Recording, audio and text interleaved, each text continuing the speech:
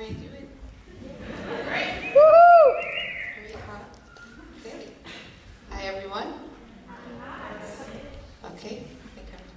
So some of you heard a version of this piece at Missing You, which was on February 18th. So shout out to Radar Productions and GLBT Historical Society.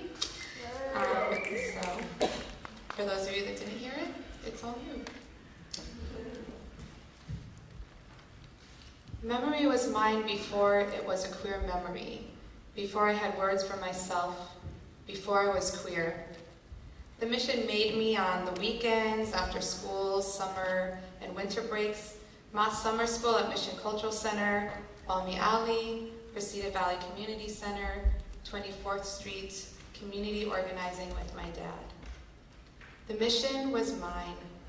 Outside of the mission, I was teased, called whitewashed at school. It made me really desperate to be seen, but the mission was my very own corner of Xicana. Every moment here allowed me to nuzzle into my very own Xicana heart and to call out to who I wanted to become. Memory was mine before it was a queer memory, before I had the words for myself, and before I ever had a girlfriend, there was a high school boyfriend. My high school boyfriend lived across from Leonard Flynn Elementary School, the Army Street Projects, and Reseda Park. He was born in Mexico with Mexican parents and only spoke Spanish, and I learned about Mexicanness from him. He'd sneak me into his house to hook up when his parents went out for the day, but somehow they always came back earlier than expected. Mexican parents. One time I didn't make it out of the house on time and I had to hide in a basement closet. His mom suspected I was there and she went from closet to closet looking for me. She arrived so unexpectedly that the string holding up my halter top slipped out of my shirt as I skirted to get dressed, so I crouched in the dark, holding up the top of my shirt to keep it from falling down. She opened up one side of the closet door, but she didn't walk all the way in, and when she left the room, I ran out of the house and called him from the payphone down the street. Puta, she said when she answered the phone.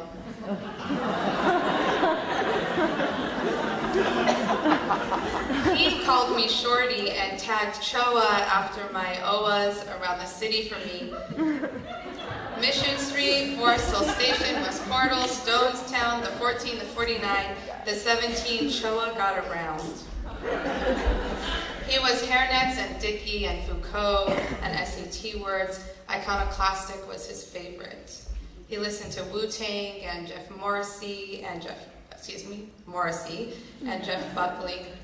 He collected children's books for his future children. He kept them in a special bookcase, but he wouldn't let me touch them. He was just as possessive of me.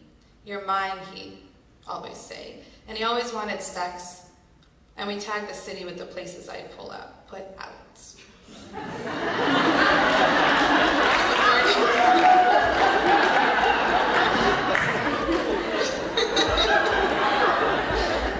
Sometimes I see a pretty girl at school and imagine I was my boyfriend with an unrecognizable jealousy. If I was him, what could I say to her? If I was him, could I kiss her neck? Could I breathe in that space behind her ear? Some other version of myself called me in those moments. I told him I was bi, and for a while he said he was too, and he painted his nails black until he took it back. He didn't believe he'd live past 21. I'm gonna get shot, he'd tell me. This neighborhood was 11th Streeters territory, and he was scared of getting caught up in the wrong place at the wrong time. For a few years, my dad was the Reseda Valley Community Center director and knew the same guys my boyfriend feared getting caught up with. In the streets, they were gang members, but outside the city, inside the center, they were men not unlike my cousins and uncles, brown men with a toughness and a tenderness. They played basketball and pool with me and my sisters. I couldn't exactly imagine them being part of the things I knew they were part of, but everything has an underbelly, and the soft underside of the 90s looked like my dad crying after every young man who went to prison or was murdered until there were no more 11th Streeters to play with. A gang ends because the young men were consumed by life, or the system, or each other. By 8th grade, I'd moved up to being the silkscreening assistant at the Moss Summer School at Mission Cultural Center. I made elaborate paper stencils of crosses and roses and anatomically correct hearts, taking hours to cut each stencil, never learning how to burn an image to a silkscreen with photo emulsion.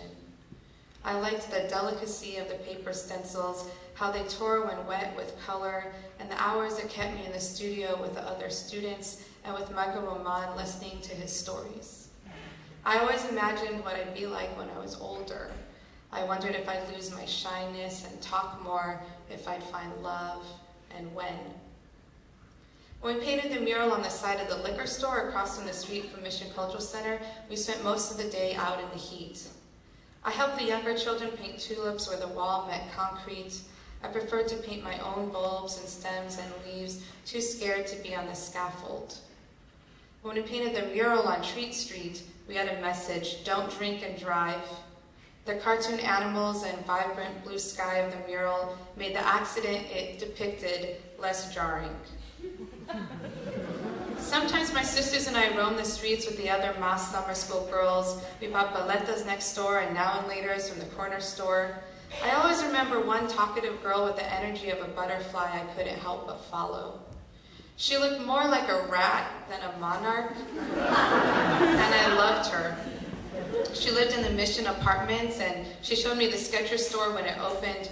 Her hair was often grease pasted to her face, and her wrists were masculine, and I think I would have told her I loved the way she never stopped talking, and how she looked nothing like her twin, the better-looking brother, and how she was far from what people called pretty if I hadn't felt so annoyed by my own draw to her.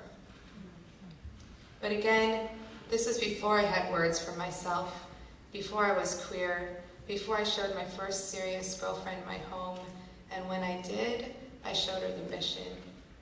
My dad died suddenly of a heart attack when I was 17, and I was separated from the places I knew in the mission and from the people I'd grown up with, from the murals I'd painted. My mom lived in the Richmond for 15 years, but it wasn't home. I had this Irish girl from Boston taste the sugary pink bun of my favorite bakery before it closed, and the tamales at Roosevelt's tamale parlor. I brought her to the mural on the corner of 25th and Mission. Painted over 3 times, I could still spot the thick and messy white lines of a tulip stalk I painted. I brought her to the mural at 24th and Treat. The blue that once was the background to the Don't Drink and Drive mural was now the blue ocean wave of a landscape with sky and sea and mountain and an indigenous woman looking toward it. The mural was transformed, but was still there, like me. I brought her to Mission Cultural Center, where the halls still smelled of dank paint and the bathroom stalls and sinks looked a little shorter, where Michael Roman, once seeing me after many years at a Dia de los Muertos show, shoved a shirt in my bag as I passed by.